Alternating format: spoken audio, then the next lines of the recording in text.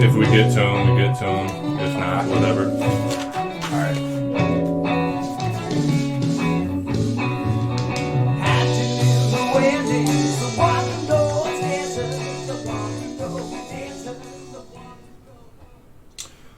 Alright, Johnny, here we are. Here we are. Alright, guys, that little music that we had starting out, that was Constellations by a group of friends of ours there in a band called the Enigmaknots. If you want to check them out, you can just go to Google, type in Enigmaknots /Bandcamp. If you want to support the podcast, episode number 4, go to patreon.com/double D. Got all my flash fiction, short stories, poetry, everything on there. Subscribing to that really helps us out a lot, keeps us going.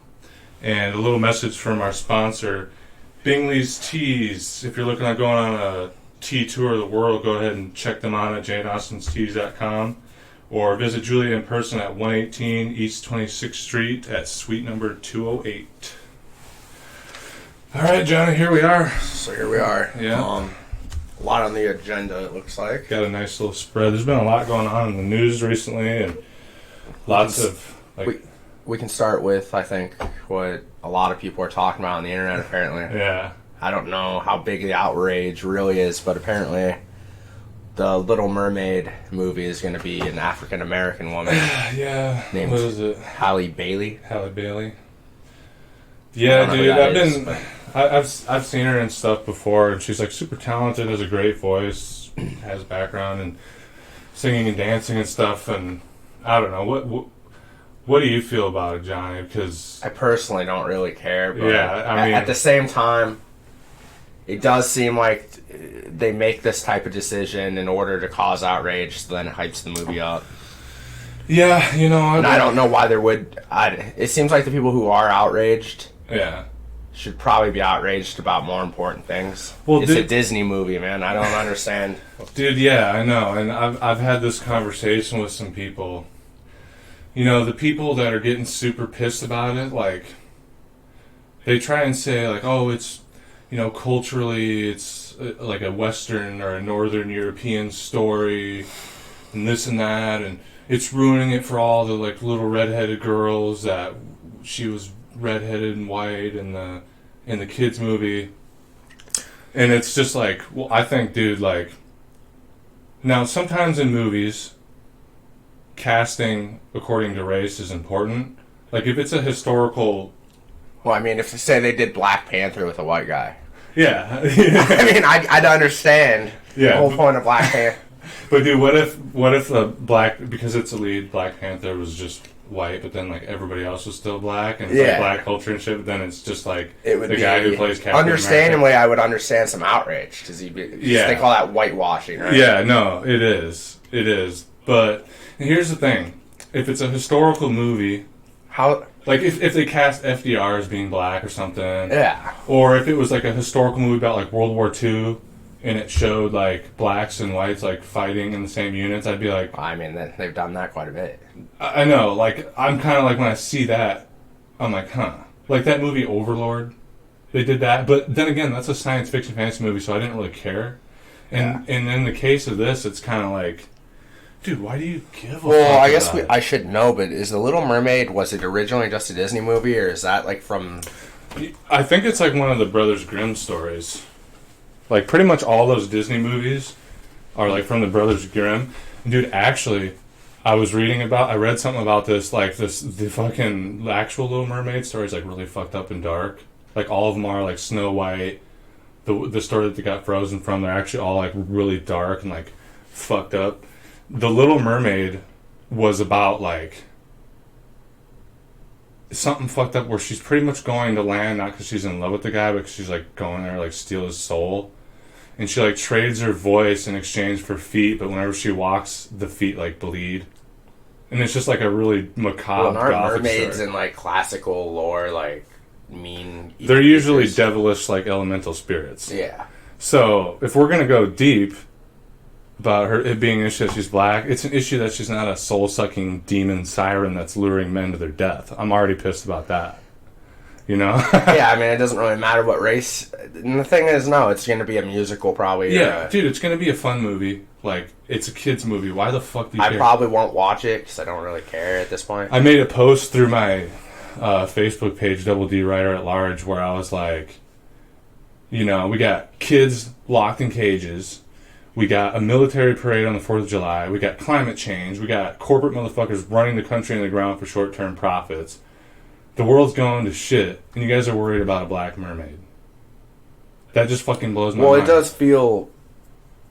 I mean, also look how the articles are pushed out about it. It's... You know, and that's... The outrage is almost manufactured. Yeah. And people are like, yeah, I am outraged. Well, dude, yeah, and that's the thing. I understand that this is just another one of the... And they do all different types of this. This is one of those things where the media pushes some kind of story, right, in order to create division...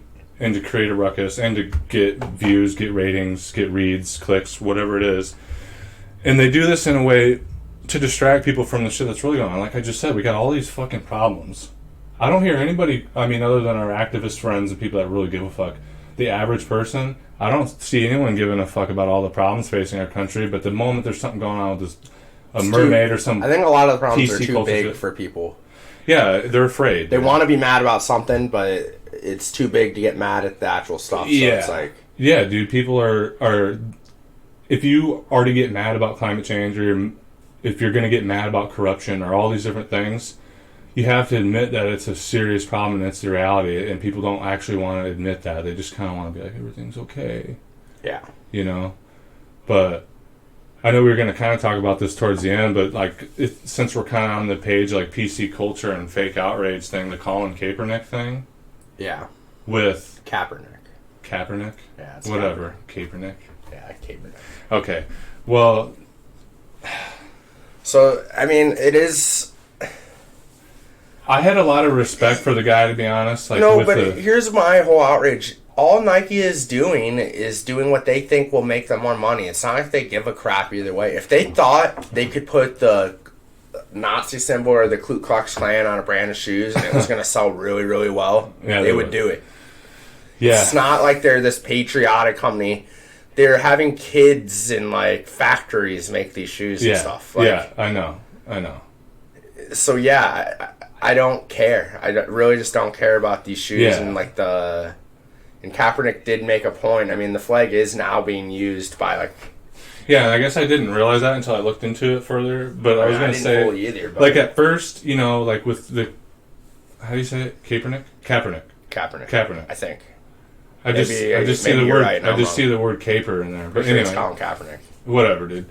Fucking, you know, I had a lot of respect, and I know like this is just going to get us bashed on immediately. But I had a lot of respect at what he did, like in the NFL, like taking a kneel to like bring awareness to like police violence against black folks. Yeah. I was like, yeah, like that's perfect. And I know there's a whole outrage thing around that. But then, you know, before I heard about that being used as a white supremacy thing, there's two sides to this. I was like, are you fucking serious, man? Now it just seems like you're trying to stay relevant. I thought the shoes looked cool. And then I did hear about, like you said, it being used by white supremacists. How the fuck? How can they use that? That's not fucking fair. Like, you can't ruin that flag. How? That's just bullshit, man. I mean, yeah. That's a cool looking flag. Like, those shoes look slick. I was like, damn. When I seen the article, I seen the shoes, and I was instantly like, oh, I'd like to buy those. Those are fucking sweet, you know? Well, you also have to realize Kaepernick is, like, a spokesman with Nike now or something. Yeah, he has an endorsement. So I think he's just like, using it to, I don't know, when they do something. I mean, honestly, like I said, I really don't like how they're trying to co-opt what's going on, like the struggles in America right now, the division. Yeah. It's all just to make a buck. They use it, yeah. Well, also... It's just a giant corporate entity that's not even, like, American. It's a multinational corporation trying to be like, ooh. Oh, and dude, a lot of companies do this. Like, that Gillette ad, I guess probably almost a year ago. Not even, I guess. That got a huge backlash because it was all about toxic masculinity. But then the next ad was women, like, with their boobies out and shit. Shave your junk. Gillette. No, it wasn't that bad, but you know what I'm saying. They're playing both sides. You know what I think, if Nike was smart, and I think they are smart, the most genius thing ever would be to create this huge outrage over these shoes and then like go forward and sell them after, because then people are gonna be like, I'm gonna get those shoes now. Exactly. I'll probably even get them because they're cool, man.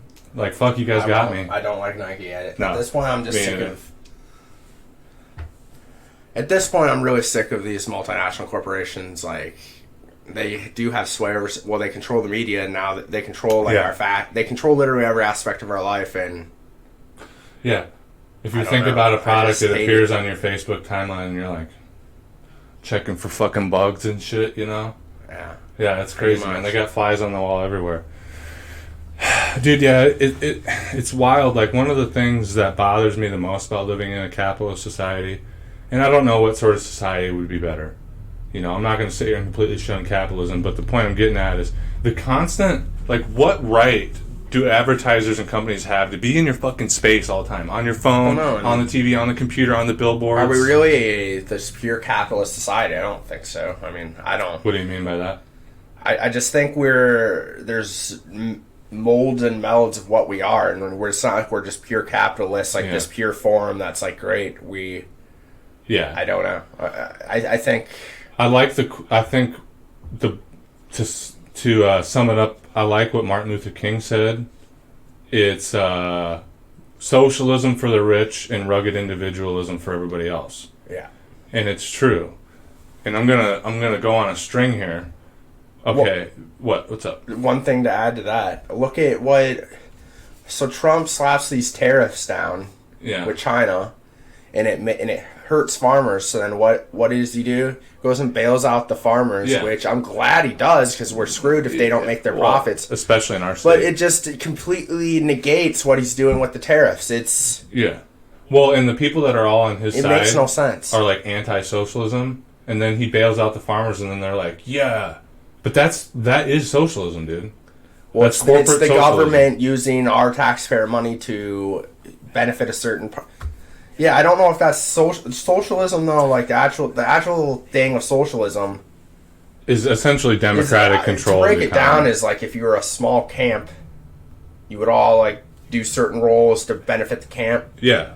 And I do understand that, like in a large scale, it becomes a lot weirder. Yes. So that's why I don't really like to call our government spending our money on us socialism. It's just like how it should be. Yeah, it's just how civilization's supposed to work. But instead, a lot of our tax money will go to like Israel. Yeah.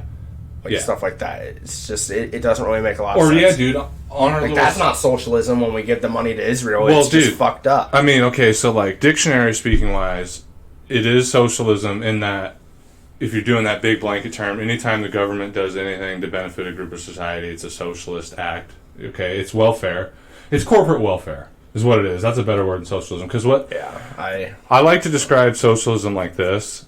Socialism is democratic control of the economy in one shape or another to varying degrees. It's a spectrum. You can have completely zero democratic control, laissez-faire capitalism, the jungle Upton Sinclair style civilization, right? Or you can be somewhere in the middle: roads, bridges, hospitals, EMTs, fire, and then you can go even farther and what I think to all the way to communism, right? And I think somewhere between where we are now and then the far left, where it's like people have democratic control over their own economy. People have co-ops. The employees own the business. They own the factory. They own the grocery store. Whatever it is, and they all get shares of the profits, and they have a good social safety net to protect them. And again, it shouldn't even be called socialism, or rather, socialism should be a dirty word. It should just be called society. But apparently, that's a dirty bird. You know what I'm saying? Like you can't even touch that shit anymore. So they want to strip it all. They want to make every facet of society privatized. And then you do actually have like these radical far left people who I've been around. Like you're saying, full-blown Mao Zedong communists. They're wearing Mao Zedong shirts, like hats with the hammer and sickle on them, and it's like I do love the symbol. Yeah, but they think they like glorify these totalitarian dictatorships that were not even real socialism. It's in themselves. So it's like, what are you talking about?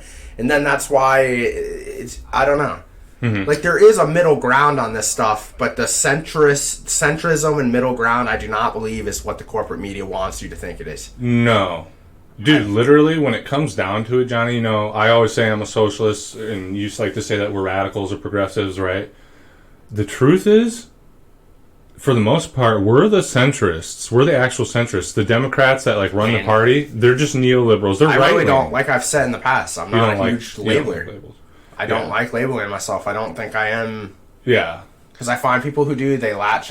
Like, I will label myself a progressive usually because I do agree with most of the progressive politicians. But you're just progressive. You're trying to progress in society. It's not. I would not call myself socialist or anything like that. Yeah. Though. I really wouldn't. Yeah. Yeah, you and I... No, I don't know. In conflict. You want me to like call myself that? I'm not. Yeah. I'm sorry. Like I would like if things ever got really bad and I had to pick some side. Yeah. I guess I would probably. Who knows? I don't know. But I just think the labels just divide us even more. Yeah. It's about policy, policy. I agree. You're right. Policy and candidates to support policies. And I will say this. I use that word because I guess I have a romantic vision of it because of the labor history in America. People used to call themselves socialists, and it meant what it meant. Yeah. So there's just this part of me that would like to bring that back, away from the McCarthy era socialism, Red Scare bullshit. You know, I'm trying to make it not a dirty word. So. Well, it did go away for a slight time, at least on the surface, but now it's back full force because it's coming deep. God forbid Bernie Sanders, who's like the socialist hate, by the way. They hate him.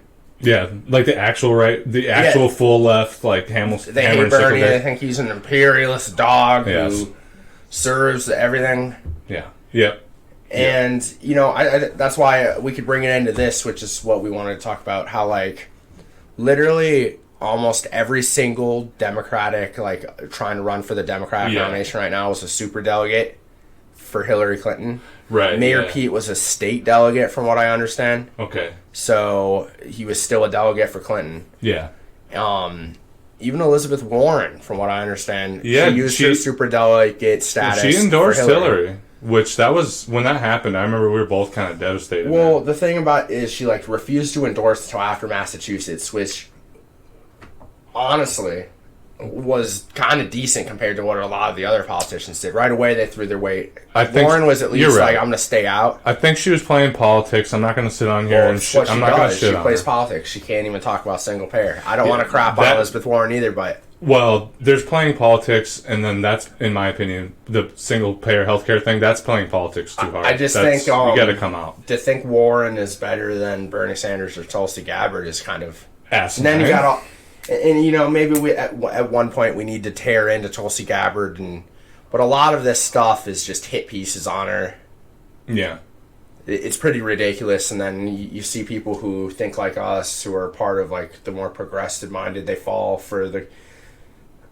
I don't know, they fall for the corporate media trash that just trashes... They can trash Tulsi and just fully tear her down because she's not name recognized. With Bernie, it's a little different at this point.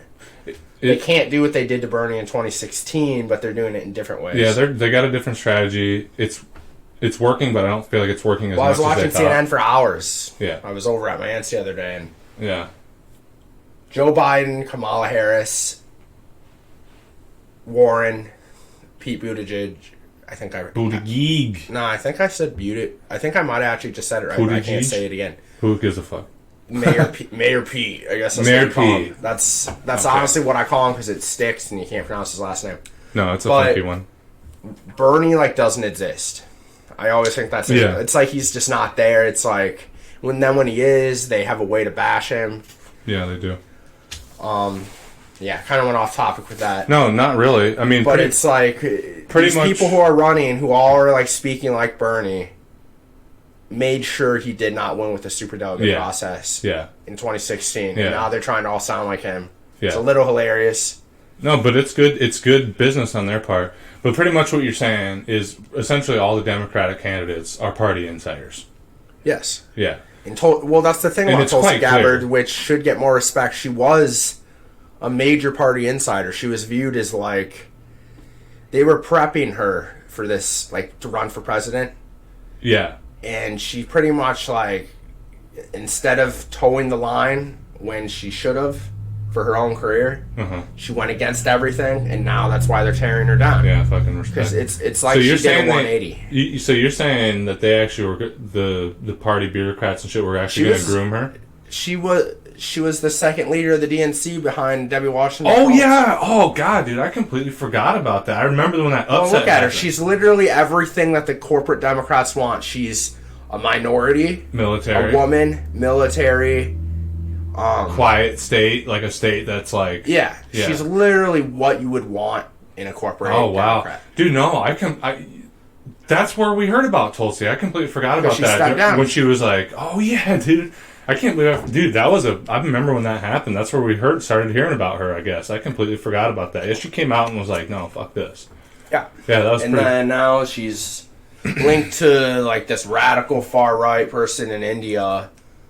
And meanwhile, Obama supported this guy too. It's not support to want good relations with leaders of other countries. You don't just say, fuck them. That's why this stuff going on with Russia and Putin, that's not what you do as a leader. You try to talk to them. Yeah. You don't want a leader who's like, screw them, we need war. It's called diplomacy. That's dangerous. It's called diplomacy. It's part of the job. And I think you're able to attach it to Tulsi because she's from a Hindu family. I didn't realize that. Yeah, it's a little bit of like racism or bigotry because when Obama and all these other corporate Democrats are like linked to this leader of India who is kind of fascist. Isn't he ousting Muslims? Yes. Isn't that what he's doing? He's not a great... He's trying to create a Hindu authoritarian state. Okay. But the thing is, like, he's the leader. And India's an ally of ours. You still have to deal with them. We have economic ties with them. It's just part of what it is. Would we like to just take a magic eraser and go and get rid of all the dictators in the world and the cronies and shit? Yeah, but it doesn't work that way. Would we? We support most of the dictators. We install dictators, so I don't know if that's true. They're going to take us down. Quiet. We don't support authoritarian states in the United States unless they have a lot of money. But yeah, dude. Yeah, it's depressing. I don't know. I see a big divide in the progressive base, and I guess I kind of saw this coming. And I don't know. We're gonna see. We're gonna have to write it out. I'm not gonna let go of hope yet. It's too soon for that. But we have to lie. These are things. These are things. Yeah. Well, these are some things we kind of talked about on the last episode. But I think you kind of hit the nail on the head a little bit better this time. But we were talking about like the Martin Luther King quote. I said, rugged individualism for the poor, socialism for the rich. I mean, I know we kind of made a note about that. Maybe talk about like the subsidies. We talked about like the farm subsidies to make up for the trade war, for the fossil fuel industry. Yeah. So I'm conflicted with this because So here's the thing. So we gave more subsidies to the coal, the fossil fuel, like all those bad industries of energy, natural gas, everything. That we spent on Pentagon spending, defense spending. Yeah, well, I think you got the figures on there. What was it like? I do have the figures. Give me 1 second. They're on there, I think. Oh yeah. Okay. So 649 billion, I believe, for fossil fuels. The Pentagon was only 599 billion. If that's is that true? Like, is that or is it the source of that? I have the source here. Was from Rolling Stone. Okay. While I know people are like, "Oh, the Rolling Stone," they're a pretty credible source. They're not going to publish stuff that's not. Yeah, and what's cool about Rolling Stone? Not to get off subject, just say this. With the Matt Taibbi is with the conglomeration of media and shit. Rolling Stone is like emerged ahead of the pack. Is actually doing some real journalism here and there. It's crazy, But I saw the article for that, right? And I think I sent it to you because we were going back and forth about what to talk about on the show. I didn't get in there because I kind of left you in charge of shit this week. Johnny really pulled his fucking weight this week because I've had a lot of crazy shit going on in my life. But I saw the article and I skimmed it. But when I sat down a little while ago to map out the program here, and I seen the actual like comparison of numbers, I couldn't fucking believe that. Like I find that hard to fathom. Just the thing to me is like defense spending at the Pentagon. It's not even really defense spending though. It's for the offensive wars that we're doing. Yeah. So it's like that's the fact that we're spending all of that, regardless, is just sad in general. I would say because I don't know, and like why are we subsidizing the entity that we need to be getting away from. It doesn't make any sense. We should be putting penalties on them. Because it's making the people that run the government rich as fuck. Yeah. At the expense of the environment and people's health. You know, the reason why that fucking really blew my mind, that we're spending, what, $650 billion or something like that, right? Subsidizing the fossil fuels. And for those of you... 649. Yeah, so for those of you that don't fully understand what a subsidy is, it can take a lot of different forms. There's subsidies in that you don't pay taxes. That's a form of a subsidy. Because you provide this service to our economy, you don't pay taxes. Or there's just outright the government handing cash to a company to do certain contracts. It could take any number of forms. Essentially, it's either not making them pay money or giving them money outright. And I've read some statistics before, like when you get your taxes taken out of your paycheck, something like 76 cents out of every dollar goes to military spending. And so when I saw the amount we're spending on fossil fuel subsidies and then like compared it to that, I'm just like, Jesus fucking Christ, man. And then you compare that to like, you know, the media and the people that run this country have done a good job of getting poor people to blame poorer people for the problems in this country.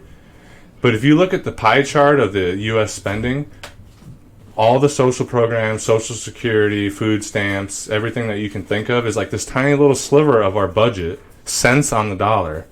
Meanwhile, all the big spending that your money's just getting thrown at is war, killing people overseas, and just handing money to rich corporate motherfuckers, dude. It's insane. We have all the money in the world to do anything we want in this country. Richest country in the history of the planet. But we just spend it all on war and giving it to rich people. It's fucking insane, man. It's beyond insane. It's disgusting. It's literally man. what controls their society. So yeah. Oh, I don't think we wrote this down, but let me think for a minute. You sent me an article, or we were talking about somebody saying we need to move away from, like, some establishment candidates, right? Saying we need to move away from military spending or something. Oh, it was from endless wars, right? Something like that. It was Charles Koch and George Soros. That's what it was. Uniting to say, that we need to end the endless wars. Okay. And what you were bringing this to a place, though, because I was like, no fucking way. Because those people get rich as fuck off of the wars, man. Because you got to, people... Well, I mean, anyone with common sense understands that. I'm sure, like, these elite wealthy sat around and theorized they could get away with doing all this stuff, and now they're realizing, like, it's not going to work that way. Because people don't just let you storm into their countries and, like, do whatever you want. Mm-hmm. They, like, fight back. Yeah. Well, but you said something, though, and you're just kind of speculating, and you don't have really any evidence to back this, but you were saying, like, maybe they want to do this because, guys, the United States economy since World War II has been increasingly dependent on military spending to prop up the economy. It's one of the hugest aspects of our economy. It employs millions of people, and I'm not just talking about military people actually serving in the military or the military bureaucracy. People working in the factories that make the planes, that make the bombs, that make the military camouflage, the vehicles, everything. Break this down. Yeah. Right. Well, Johnny was telling me about how he thought, and this is just speculation, but he was saying that, you know, the Koch or the Soros people, they might start pushing this as a way to severely cripple or even tank the American economy. Because for these guys that have just an astronomical amount of money, they bid billions of dollars and just gamble on Wall Street. A lot of times, for these big companies, for these hyperly godlike rich men, it can be a positive thing to tank an economy. Because during a bull market, it's hard to buy more land, it's hard to buy more means of production, factories, all that stuff. But if the economy tanks or we have a collapse like in 2008, the recession then, you can buy up huge swathes of land, huge amounts of factories, companies, whatever it is. You can buy up whole segments of the economy for just completely dirt cheap. So he was kind of speculating, I thought this was interesting too, that maybe they're kind of pushing, and they realize that that might be a positive thing, that if we can't transition from a war-style economy to a peace-style economy, that it could be beneficial for them to make the economy collapse and then, just buy up everything in the process. And that's what you were... Yeah, I forgot I had expanded on that, but yeah. Yeah. Can't leave me hanging that long. I was like, is he going to come back? That's the only thing is, though, I don't know economics in the way these guys do, so I don't understand how you really could... You said that to me, and it made sense, because I was just explaining to people, like, if the economy collapses, like in 2008, look what happened. All these companies that are so big and they got bailed out, they just bought up all the shit that collapsed, and then they're even bigger and more profitable. Do you ever think about that, man? The shit that they did, and the fact that nobody fucking went to prison except for, like, Bernie Madoff, because he made the mistake of not stealing from poor people, he stole from fucking rich people? Yeah. You think about that, dude? Quite a bit. That 2008 collapse happened, and they're, like, twice as profitable and own twice as much shit as before. Like, dude, there's 6, and I remember writing an article about this for the paper. There's 6 financial institutions in this country, like J.P. Morgan and Chase, Citigroup, Goldman Sachs. They own, like, 69% of GDP in one way or another. That's, like, almost 70% of the economy. They give out 3/4 of all the credit cards. They own, like, a half of all the mortgages in this country. These fuckers own motherfuckers. And here's the thing. I remember this one quote. Modern slaves aren't in chains. They're in debt. It's true, man. And student loan debt, I mean, that's a whole nother discussion, but that's just, they get these people in, ooh, you owe 40 grand, they put the shackles on them right away, and then you can't get out. It's ridiculous. And I know Bernie talked about abolishing the student debt. I wonder how that would work. He has an entire plan for it. I'd have to have, like, it written We down. should maybe try to talk about that next time or something. Yeah, like, because it's going to come up. It's not more. just like he's going to magically do it. There's No. a plan to do it, but I don't fully have it.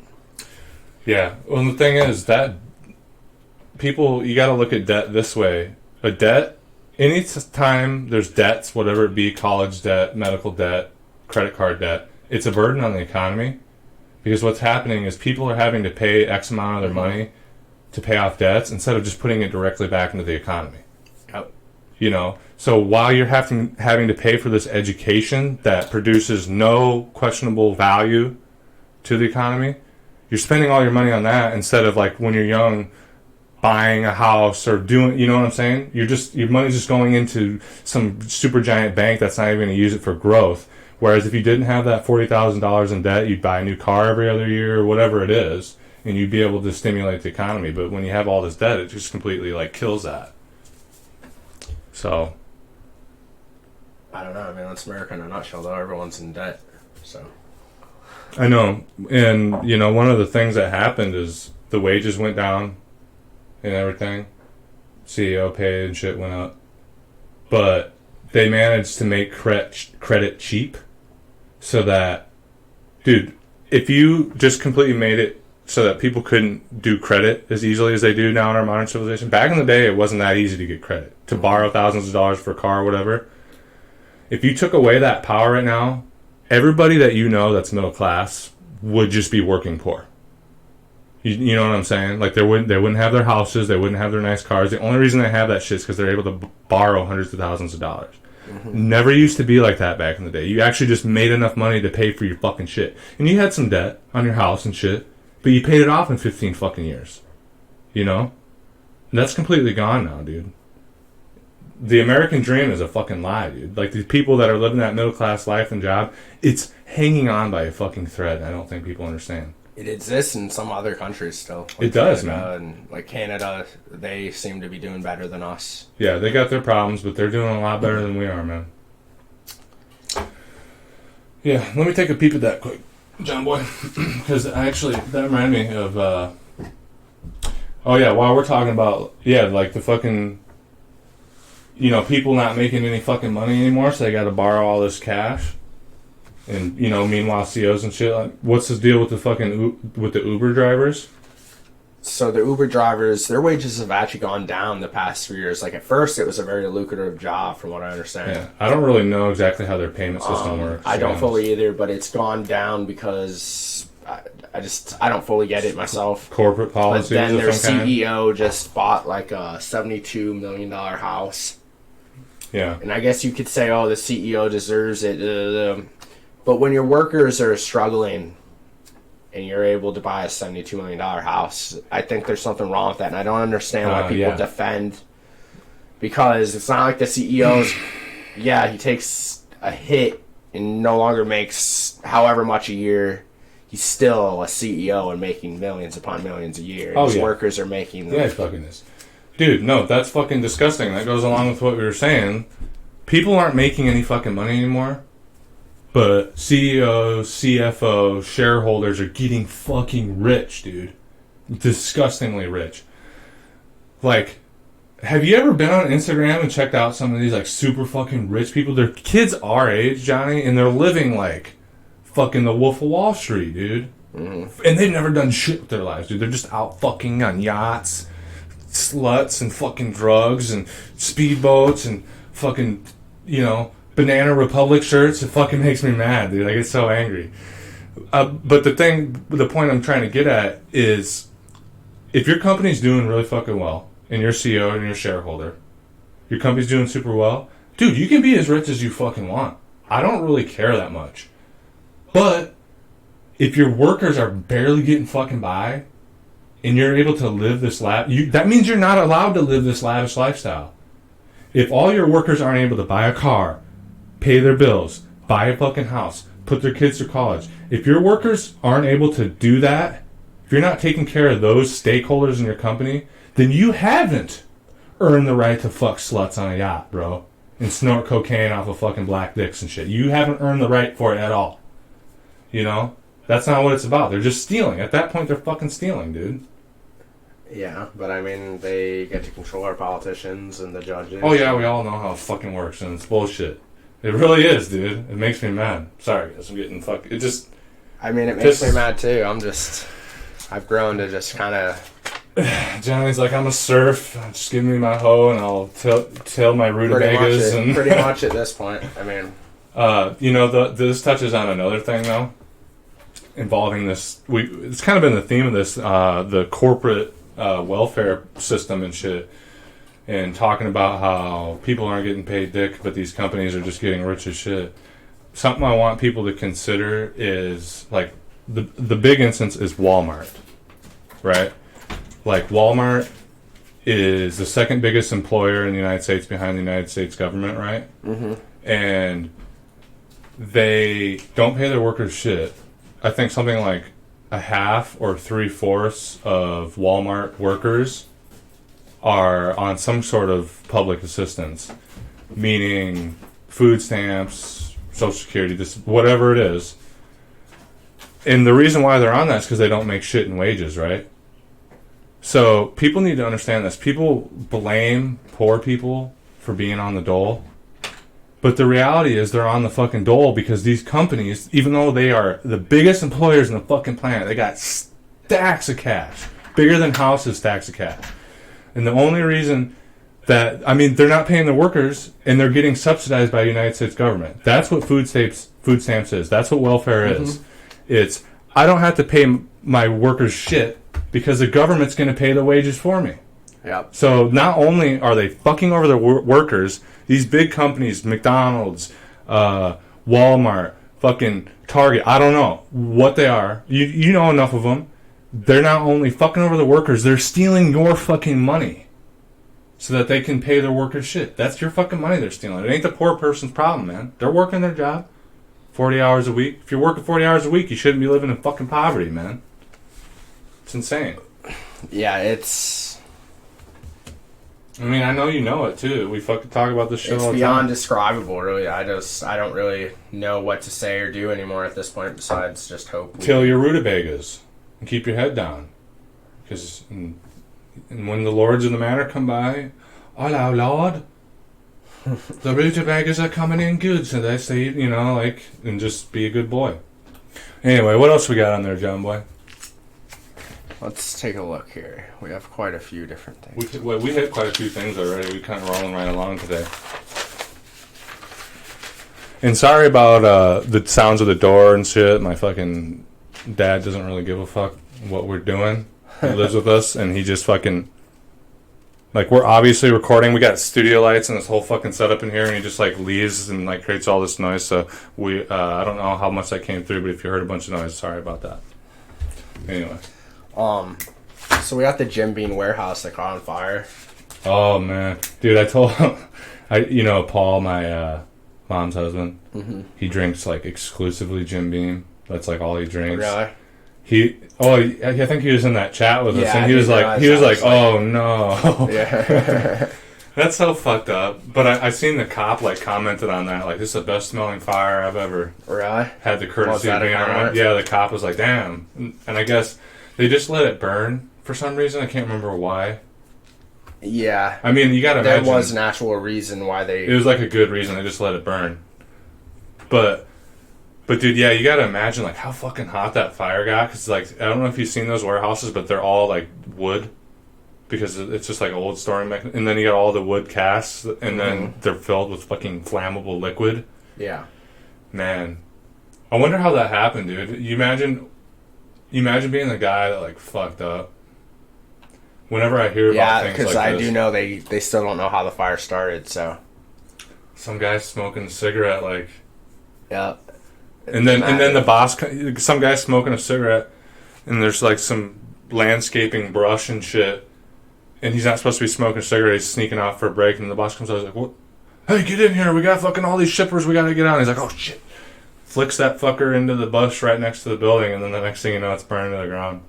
And that makes me think of when Notre Dame burnt down, and it was because of the contractors, because they were doing renovations and.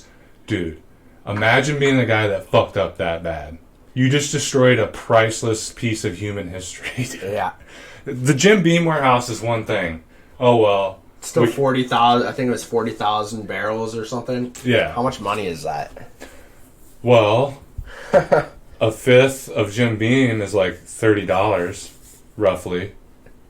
20. And, well, whatever. But yeah. And then a barrel is fucking... I think those barrels are like maybe about the size of this table. So damn, man, that's fucked up, man. That's probably millions of dollars. Plus the warehouse itself is burning down, so there's several $1 million more. Somebody lost their job, but that's nothing compared to like when Notre Dame burned. Like that was caught. Somebody did that, dude. Like that was somebody's fault on the job, contracted to do this. Yeah. And I just imagine if that was me, because I smoke a lot. I smoke too much. And I just do something stupid, like I said, the story with the Jim Beam, just flicking a cigarette. And I'm in Notre Dame smoking, and then the next... That would devastate me if I was responsible for that, because, like, I just love art and history and shit. You don't get that back, dude. And I guess those wood... Yeah, you can recreate it, but... The wood timbers that they use, like, in the ceiling, I guess they can't replace those because Europe doesn't grow old wood trees like that anymore. Yeah. So those are just gone. It's fucked up, dude. Yeah. I hope somebody, like, 10 years from now comes out and, like, it was me. Yeah, right. And, like, does an interview. Very doubtful. Nah, dude. All I know is dude, and here's the thing, like, when accidents happen with contractors and shit, you have insurance. You have accident insurance as a contractor, so if something happens, you're not bankrupt. Dog, you could have the best insurance in the world, you can't. You're done. Your company's done. You're bankrupt now. That's unfortunate. I wonder though if with the Jim Beam warehouse, I wonder if like somehow do you catch like a buzz from the fumes of that being just that close, that much alcohol burning? I doubt it. But See, that'd be interesting. Yeah, because like dude, carbon monoxide and shit. I don't know. Like I just imagine that much fucking whiskey burning has got to do something. I don't know, man. I just think of like makes this kind of gets me on the subject thinking about like those people that go out and like burn fields of marijuana and shit And I've like heard the cops that do that shit, like the Mexican police and shit, being like, "Oh yeah, you definitely feel something," and they just sit out and watch it and catch a little high, you know. Well, obviously, but just imagine burning that much weed. I remember when Anthony Bourdain was doing his show, he was a big cokehead at one point. Mm-hmm. Which that's who that is right here. We got a little caricature of Anthony Bourdain. Doesn't show up too good on the camera, but he's kind of a hero of mine.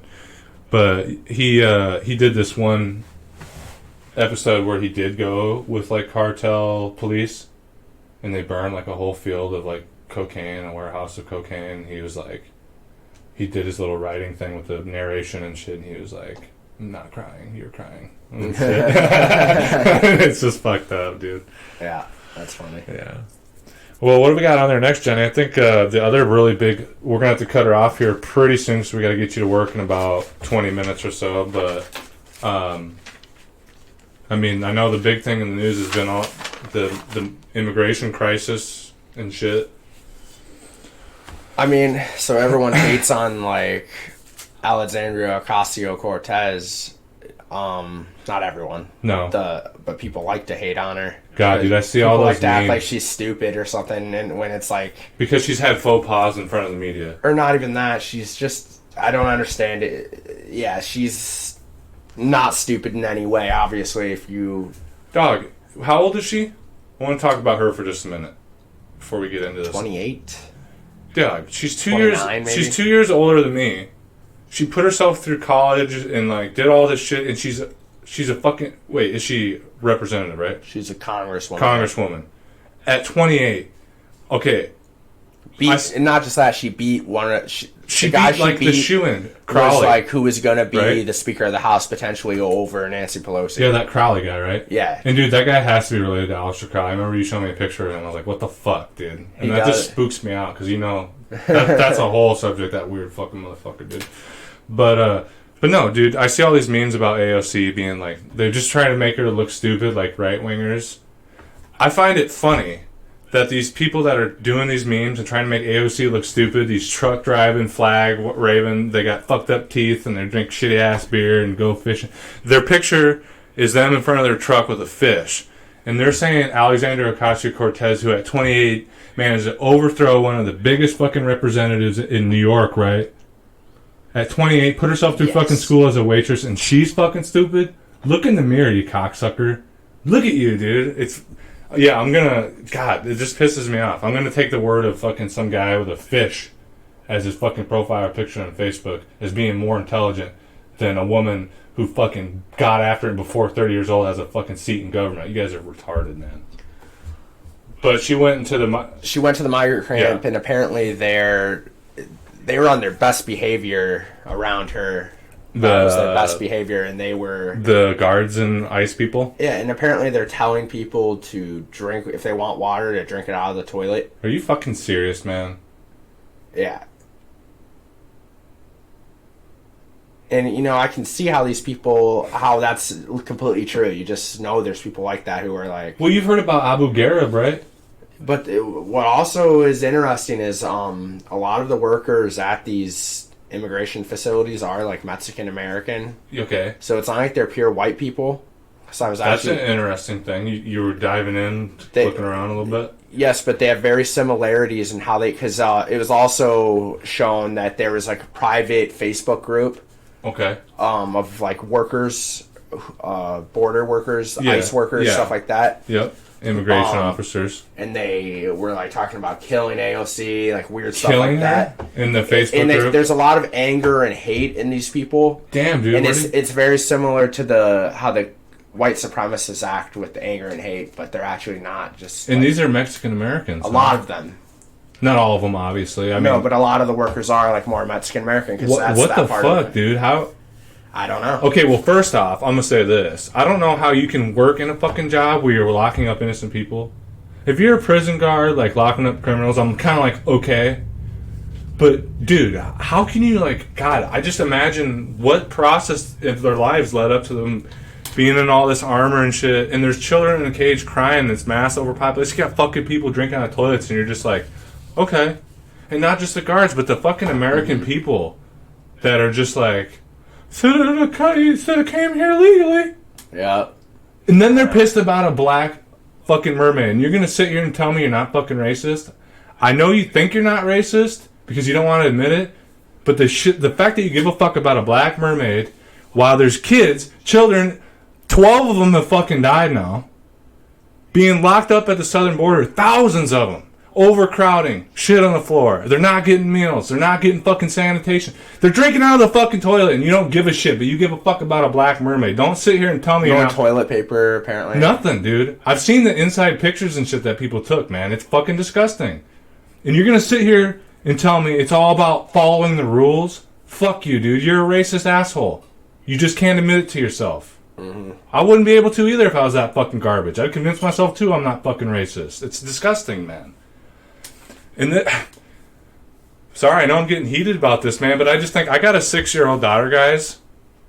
Thank God she's not fucking brown, because if she was, I'd be afraid someone's gonna fucking loot her in the night under government fucking advisory and lock her up in a goddamn cage, man. That shit scares me. I see children in scenarios like this. I grew up, I had a bad childhood. I was in and out of foster cares, and those things were shitty fucking enough. So I can only imagine, man. How... Do you know how we got to this point, Johnny? Can you walk me through it? Do you know? Because I don't fucking know, dude. I don't know if you know either. I don't know. I'm pretty dumbfounded. And it's just shocking, man. It's just completely fucking shocking. And I want to kind of talk about this because we hear a lot about Nazis and shit now. We see white supremacy on the rise. No one's doubting that. They're out and fucking open. Mm-hmm. One of the time periods of history that's been the most fascinating to me, that I've taken a lot of time to understand, is the era after World War I in Germany. It's called the German Weimar Republic. Okay? And it spans from the end of World War I up through the rise of Hitler taking the chancellery in 1933. And then after that, it's known as the Reich. Okay?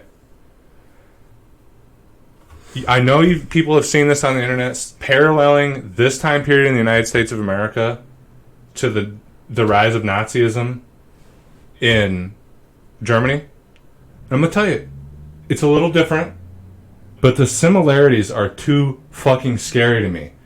If you hear about the Holocaust and all this shit, ghettos that they put Jews in, mass exterminations, and you wonder, why the fuck did people let this happen? How did it get to that? I'm telling you right now, this is how it fucking happens. Huge political division because of corruption. The government's so corrupt and in bed with corporations that the two factions, the left and the right, blame each other, and it creates mass hysteria and huge division where Americans no longer feel, or Germans no longer feel sympathetic to fellow Germans or fellow Americans. Okay? And then the next thing that happens is the people that rule the fucking country and that have bad agendas and that are fucking sociopaths, they use that to further division and to rise up one group of people over the other. And then they start doing shit like this. They've been doing shit like this for a long time. They did it during Obama, right? Obama, for those of you who think Obama's a fucking saint, he's the one that built these fucking camps, okay? And he had way more deportations than Trump. Way more. Yep, that's the thing. He actually built... The director of ICE under Obama said that these cages were created under the Obama administration. Wasn't our fucking friend, I'll tell you right now. But that's a discussion for another time. What I'm getting at is these people that want a fascist state, the corporations and the career politicians that will thrive in a capitalist, fascist, fucking authoritarian state. Mm-hmm. They start doing this shit and it's a slippery slope. They've been incarcerating millions of Americans for drug crimes for 100 years now. They've been doing it. Nobody fucking bat an eye. We have the largest prison population in human history per capita ever. America does, okay? So that's already been going on for a long time. That was a good way to get people softened up. And then it starts with fucking making people in your civilization seem less than human. They're rapists, they're crooks, but some of them are good people, I'm sure. Yeah, that's how they started talking about the fucking Jews and the communists and the leftists and the journalists, okay? Mm-hmm.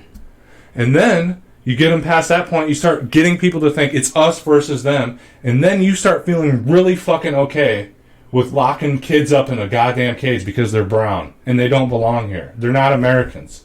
And for those of you who need to understand something, before the Mexican-American War, everything fucking west, other than the Louisiana Purchase, was Mexico. And we invaded their country and fucking stole it from them. So the Mexicans have been here a lot longer than we have, brothers. If it's anybody's fucking land, it's theirs because they're native people. Alright? So that's fucking a whole nother thing. But you get these people, you start putting them in camps, and then you know what happens? Nobody fucking notices when smoke starts coming out of the crematorium. And there ain't any more buses going to the border.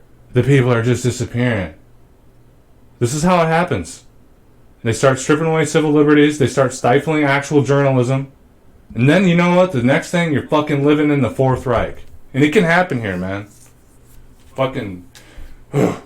Sorry, guys.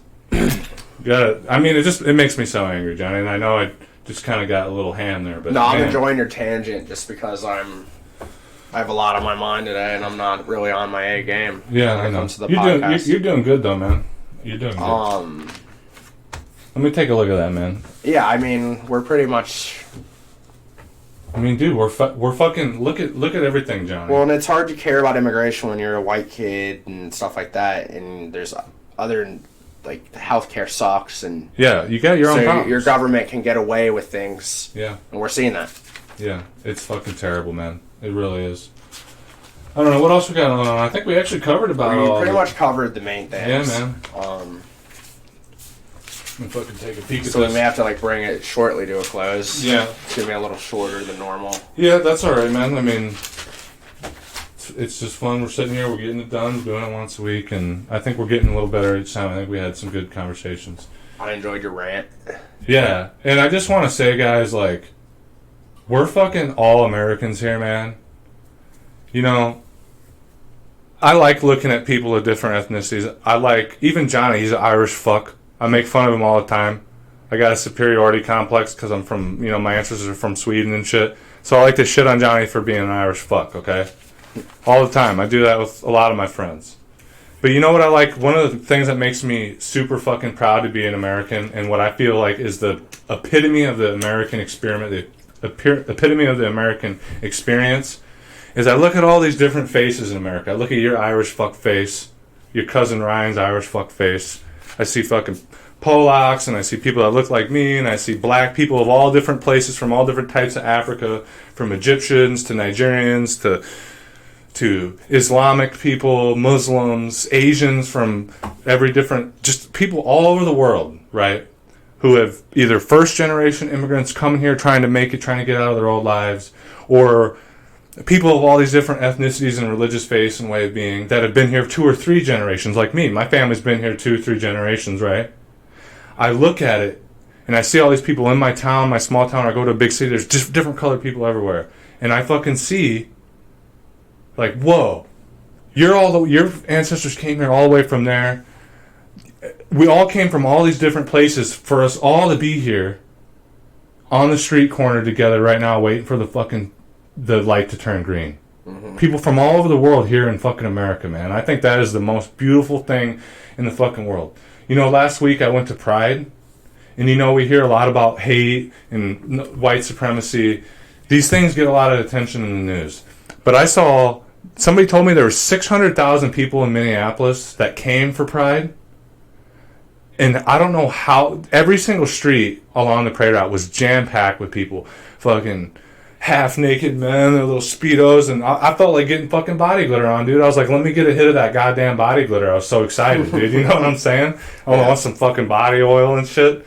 And you got pride flags everywhere. They got fucking rainbows and different types of rainbows. I don't even know what these flags mean because I'm not really into the PC culture shit. But just black people, Arab people, Asian people, every type of gay person you could imagine, straight people, everything. Everybody coming out showing love, because that's what Pride Parade is about. And I sat here and I thought to myself, even though the media and the people in power want us to believe that we have these huge divisions in America, and I see them widening, and I think it's an issue, but when I was at Pride, man, I just said, you know what? We're all here. We're all around the world. We're all Americans, and we're all working and living and loving together just fucking fine. Mm-hmm. And if you ever are worried about the world, just fucking think about that, man. It's amazing. That was beautiful. Thank you. I guess I got the fire in me, man. It was that last cup of coffee I had, but... Well, but you know, I want to say to be completely weird and... What are you well, not weird, but...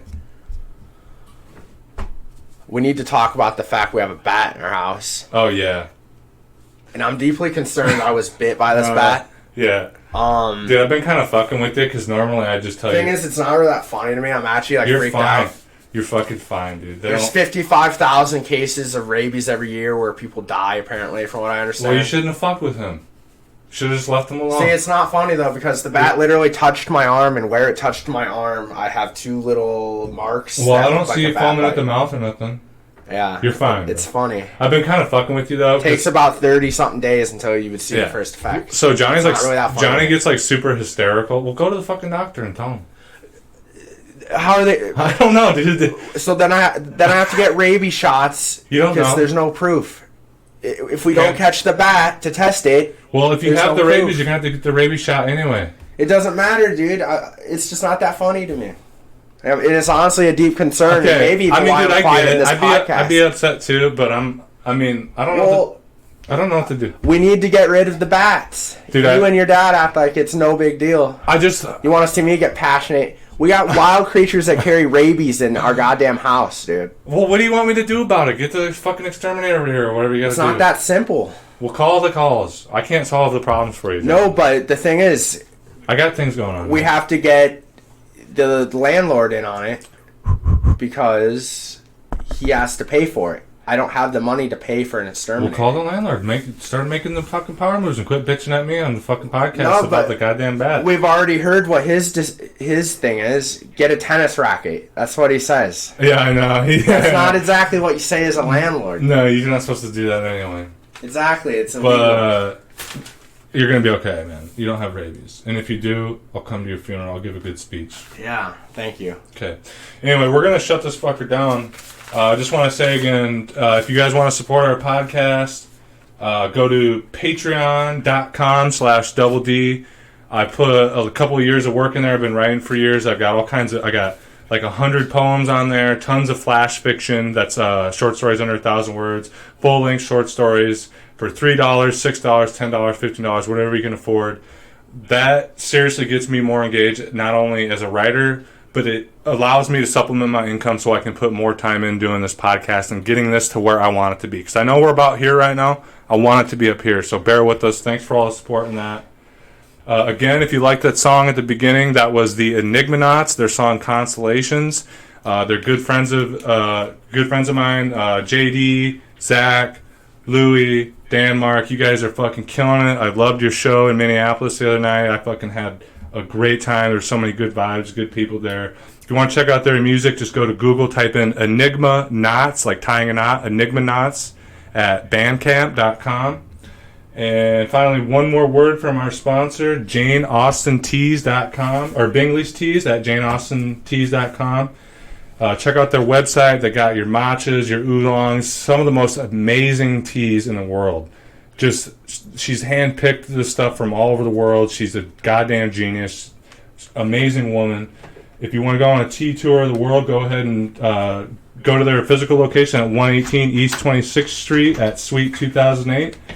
All right, guys, this has been Here We Are Podcast, episode number 4. Take it easy, guys. Bye.